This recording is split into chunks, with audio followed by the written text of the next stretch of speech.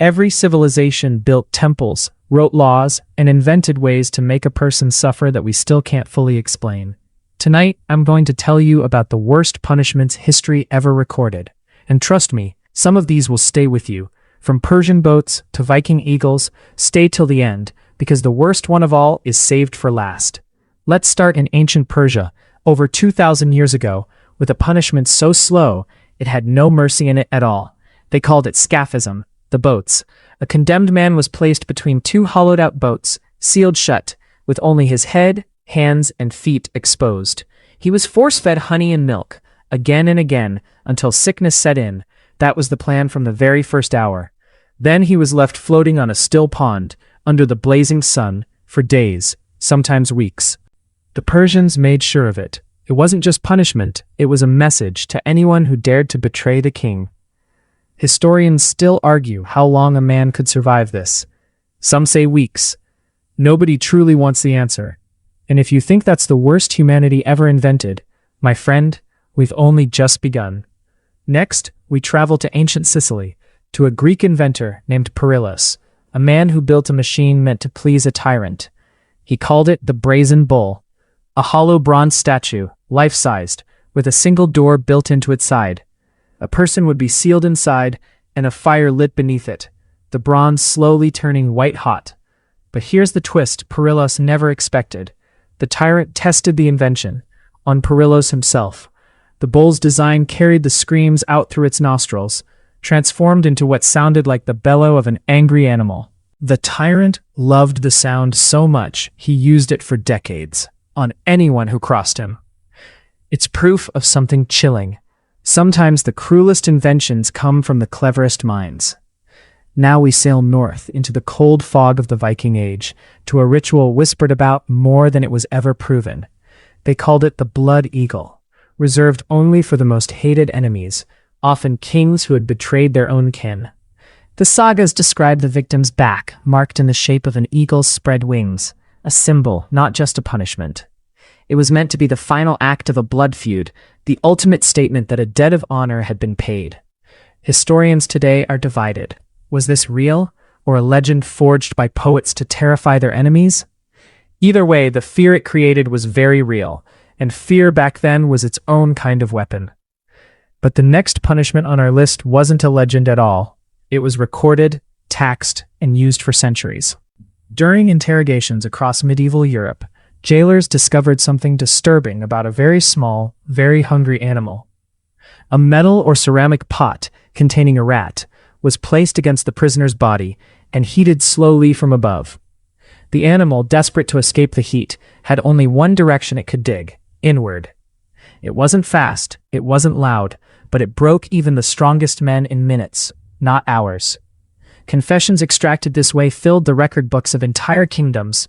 True or not, the pain made men talk. It's a reminder that the worst punishments in history weren't always about death. Some were designed purely to break the mind.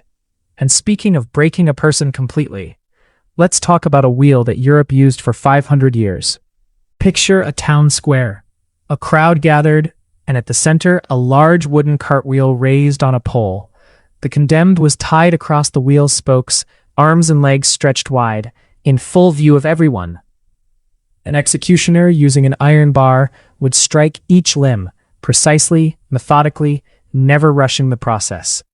Afterward, the wheel was hoisted high on a pole, left standing for days, a warning visible from every road into town.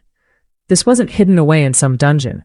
It was public theater, designed so nobody in that town would ever forget. The breaking wheel stayed in use across Europe well into the 1800s, longer than most kingdoms even lasted. But as you think public punishment was cruel on land, wait until you hear what sailors feared most at sea. Aboard old naval ships, disobedience wasn't punished with words, it was punished by the sea itself. A sailor was tied to a rope, thrown overboard, and dragged beneath the entire length of the ship's hull. The hull itself was covered in barnacles, sharp as broken glass, tearing at anything that touched it. If the sailor survived the barnacles, there was still the small matter of not breathing for the entire crossing. Officers used this as both punishment and warning. proof that the ship's law reached even beneath the waves. Some navies used it sparingly. The Dutch, records show, used it often, and few sailors ever tested their patience twice. Now let's leave the sea behind and meet a prince whose name still makes historians pause before speaking. In the 1400s, in a land called Wallachia, a prince ruled with a method of punishment that gave him his name. History remembers him as Vlad the Impaler, and the forest outside his capital earned its own grim nickname. Enemy soldiers, thieves, even his own dishonest nobles, none were spared from this forest of warning. Legend says an invading army once turned back entirely, not from battle, but from the sight of that forest alone. Vlad understood something dark but true. Fear displayed openly can defend a border better than any wall. Centuries later, his name would inspire a legend the whole world knows, Dracula. But the punishment I'm about to describe next was designed with an entirely different goal: patience, not speed. In Imperial China, one punishment was reserved only for the highest crimes: treason and the murder of one's own parents. It was called lingqi, the lingering death, known in the West as death by 1,000 cuts. The executioner's skill was measured by patience, each cut small, deliberate, spaced apart with purpose. This wasn't about ending a life quickly. It was about making the punishment last as long as the crime deserved. Public executions like this drew enormous crowds, a warning carved not just into the body, but into memory. China formally abolished this punishment in 1905, but stories of it still circulate in historical texts today. And in England, around this same era, they had their own idea of a proper execution, one with 4 separate parts. In medieval England, no crime was considered worse than treason against the crown, and the punishment matched that belief. The condemned was first dragged through town on a wooden sled, tied behind a horse, for the entire crowd to witness. Then came the hanging, but stopped just short of death. The crown wanted him conscious for what came next. Finally, the body was divided into 4 parts, each sent to a different corner of the kingdom as a warning. This punishment stayed on England's law books for over 600 years, one of the longest-running penalties in history. It wasn't officially removed from British law until 1870, closer to our time than most people realize. Now, we've covered the ancient world, the sea, and the gallows, but the next one might be the cruelest yet, because it was disguised as prayer. During the Spanish Inquisition, torture was often dressed up in religious language, designed to look like justice, not cruelty. One device, shaped like a simple pyramid seat, was given an almost gentle name, the Judas cradle. The accused was lowered onto its point, suspended by ropes, their own body weight doing the rest of the work.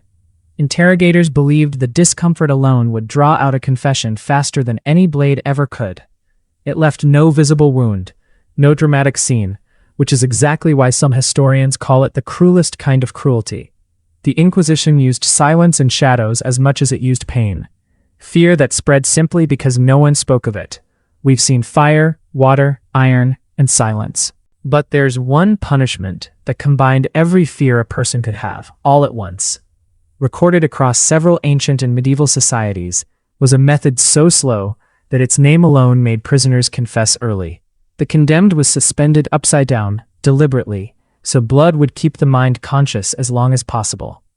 2 executioners worked from either end of the saw, in complete practice silence. Some records describe this as reserved for the gravest religious crimes, a punishment meant to match an unforgivable sin. Whether myth or record, the fear this method created outlived every ruler who ever ordered it. And that fear, that's the real thread connecting every punishment we've covered tonight. Because in the end, these weren't just punishments. They were messages, written in pain, meant to be read by everyone watching. From Persian rivers to English gallows, from Viking legend to Chinese law, humanity has always searched for the perfect warning. And maybe that's the real horror in all of this. Not the pain itself, but how creative we became at inflicting it. Every society believed their method was justice. History, looking back, often disagrees. Laws changed, kingdoms fell, but the record of these punishments survived, so we'd never forget how far fear can go. If tonight's story kept you here till the very end, You already know what kind of stories this channel tells. Subscribe and join me by the fire again, because history always has one more story left untold. Which one of these shocked you the most? Tell me in the comments. I read every single one. And if you want more forgotten stories from history's darkest chapters, you know exactly where to find them. Until next time, stay curious, stay careful, and never underestimate what history has already survived. This has been the worst punishments in history. I'll see you in the next story.